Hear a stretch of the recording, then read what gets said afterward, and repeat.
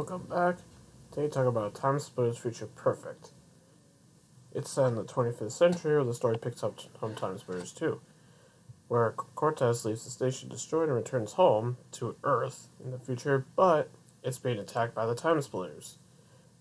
You have to make it back to HQ and must go back in time, using the crystals to stop the TimeSplitters race from ever being created, hence stopping the war, because the war would exist. Each mission, Cortez has an allied NPC with them. There are times like where you split off and you actually end up going through a wormhole, and you actually meet up with a future version of yourself, and then you gotta help your past self after it happens to you. What often leads to some hilarious moments. Even with the other allied NPC, you'll still help out yourself as well. Through each set of objectives, you complete the objectives, you complete the mission. Sounds simple, right? There are, 3 difficulties, which is easy, normal, and hard. You kind of get the idea. I like the variety of weapons. Like, for example, there's this in one mission, there's like an injection where you shoot it, and first mission comes to these mutants that you have to kill. You just shoot them once, and they essentially explode because they have essentially an antibody inside the darts. So that's you just simply destroy those mutants, and you have to in a specific mission to clear out, a room to advance forward. There you go. There are, I believe, about 15 missions, so actually 5 more missions than there was in the first TimeSplitters 2, which I've covered before in a previous video. Besides the story mode, there is multiplayer matchmaking, but obviously matchmaking doesn't exist anymore since the servers have been shut down since then.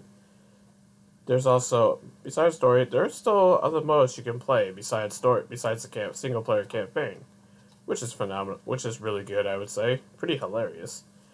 There's also, you can unlock new characters by completing each mission. There's also other ways to unlock characters, weapons, and new locations for the arcade mode in both arcade and challenge modes.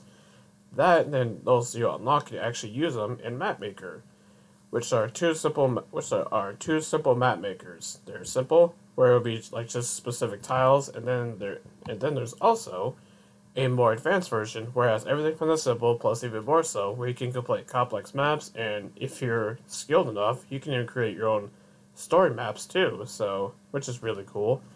So the verdict. What do I think the game still holds up in 2022? Much like TimeSplitters 2. Yes. And you get a lot of value in this game for $10, and there's also co-op in the campaign, so you could go through the campaign with a friend.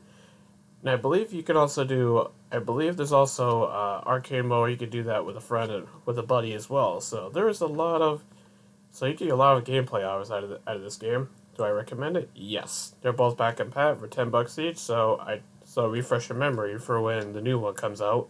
Whenever that is. I know they announced last year that new one is coming, so when that does, who knows? I'll definitely be covering that, whenever that comes, because this franchise is awesome, so it's nice to revisit the past, I guess. It was a blast to revisit these games after I originally played them on the GameCube back in, 2002, 2005, respectively. So, well, time for me to split, and I'll see you guys in the next video. Bye.